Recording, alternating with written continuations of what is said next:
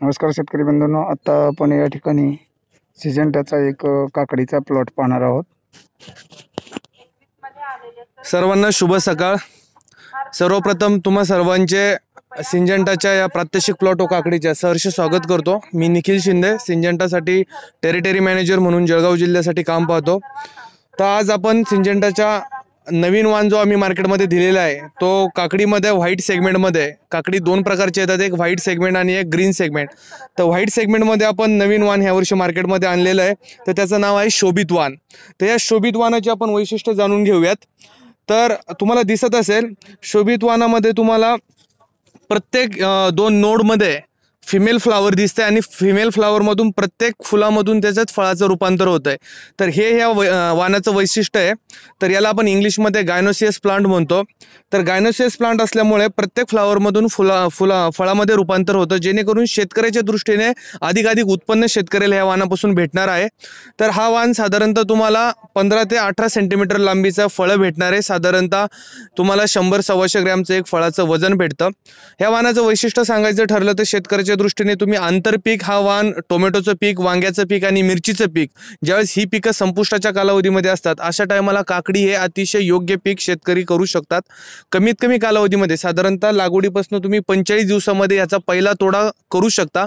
साधारणतः 10 ते 12 अतिशय चांगल्या प्रकारचे उत्पन्न देणारे तोडे शेतकरी घेऊ शकतात आणि ह्या 10 ते 12 तोड्यांपासून सरासरी तुम्हाला साधारणतः 12 ते 15 मेट्रिक टनाचं उत्पन्न तुम्हाला या काकडीच्या पिकातून भेटणार आहे। सरासरी काकडीचे बाजार जर पाहिले तर 6-7 रुपये किलोचे काकडीचे बाजार असतात। त्यातनं तुम्हाला जर 10 ते 12 टन जरी कमीत कमी उत्पन्न धरलं तर साधारणतः 60 ते 70 दिवसाच्या कालावधीमध्ये किंवा 2.5 महिन्याच्या कालावधीमध्ये शेतकरी साधारणतः 70 ते 75 हजाराचा निव्वळ नफा या पिकातनं मिळू शकतात। असं हे अतिशय सोपं आणि सोयीस्कर पीक आहे।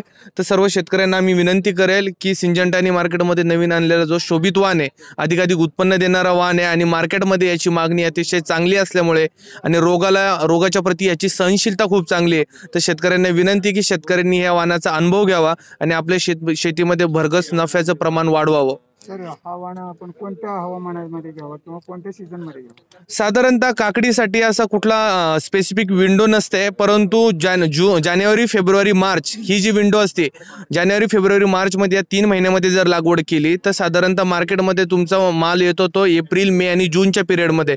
साधारणतः उन्हाळ्यामध्ये काकडी थंड असल्यामुळे, काकडीमध्ये 95% पाणी असल्यामुळे उन्हाळ्या दिवसांमध्ये काकडीला मोठ्या प्रमाणात मार्केटमधनं मागणी असते आणि काकडीचे दर पण उंच असतात।